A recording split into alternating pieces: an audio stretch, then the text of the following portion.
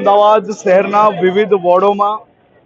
ભારતીય જનતા પાર્ટીના કાર્યકર્તાઓ અને નગરના નાગરિકોને મળવાનો મને અવસર પ્રાપ્ત થયો છે। જે પ્રકારે લોકોમાં ઉત્સાહ નજરે પડી રહ્યો છે તે જોઈને હું સ્પષ્ટ કહી શકું છું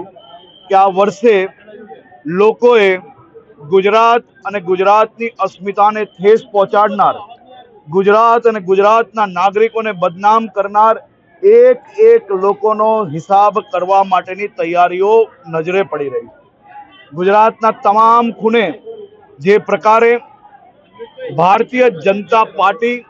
અને ભારતીય જનતા પાર્ટીના કાર્યકર્તાઓનો આવકાર મળી રહ્યો છે તે જોઈને હું સ્પષ્ટ માનું છું કે ભારતીય જનતા પાર્ટીના પ્રદેશ અધ્યક્ષ